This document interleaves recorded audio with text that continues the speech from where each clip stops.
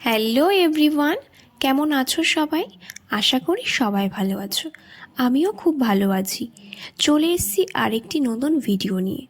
গতকাল বৃহস্পতিবার আমরা সবাই মিলে দক্ষিণেশ্বর যাবো বলে সেই জন্য সবাই বেরিয়ে পড়েছি। তো এই দেখো আমরা সবাই গাড়িতে বসে পড়েছি, গাড়িটাও ছেড়ে দিয়েছে। হাবড়া থেকে আমরা একটা থামস আপের বোতল কিনে সবাই মিলে থামস আপ খেয়ে নিলাম। তারপর যেই বারাসাত পার করেছি তখন থেকেই বৃষ্টি আরম্ভ হয়েছে। আর এই যে দমদম প্লেন যাচ্ছিল, তখন প্লেনটা ল্যান্ড করবে, তারপরে তো আরও জোরে বৃষ্টি, এত বৃষ্টি হয়েছে। তারপর এই যে দক্ষিণেশ্বর স্কাই ওয়াক,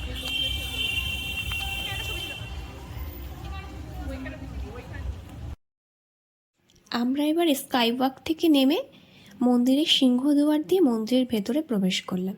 এই যে আমরা তিনজন ছিলাম। দক্ষিণেশ্বর মন্দির সম্পর্কে তোমরা কম বেশি সবাই জানো।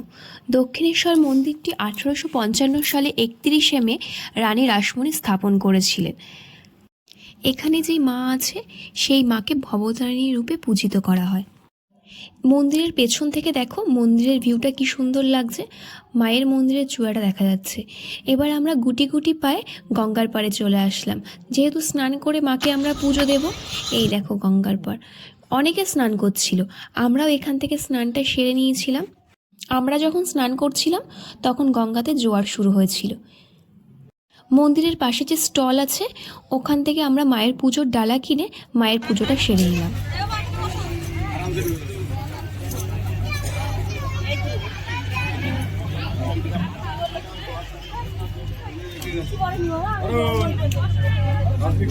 আমরা যখন মা গঙ্গার থেকে জল আনি, মা গঙ্গাকে আমরা কিছু দান দিই। এটাই আমাদের বাঙালিদের নিয়ম, মা গঙ্গাকে কিছু দিয়ে মা গঙ্গার থেকে জল নিয়ে আসতে হয়। তো আমরা যখন মা গঙ্গা থেকে খুচরো পয়সা টয়সা কিছু দেওয়া হয়, তখন এখানে কিছু লোক থাকে, চুম্বক দিয়ে পয়সাগুলো তারা নিজেরা নিয়ে নেয়। মাকে আমরা বিদায় জানিয়ে এবার বাড়ির দিকে রওনা দিলাম। আমরা যেহেতু সারাদিন কিছু খাইনি তো খিদে পেয়ে গেছিলো। রাস্তার সাইডে একটা ভালো হোটেল দেখে দাঁড় করিয়ে আমরা এখান থেকে খাওয়া দাওয়াটা সেরে নিলাম।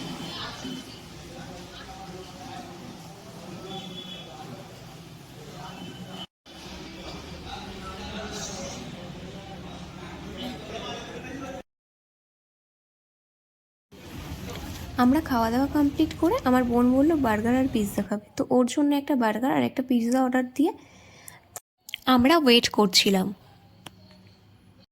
বার্গার আর পিৎজাটা গরম হয়ে যাওয়ার পর আমাদের এবার কাট করে দিয়ে দিল। খাবারটা খুব স্পাইসি ছিল।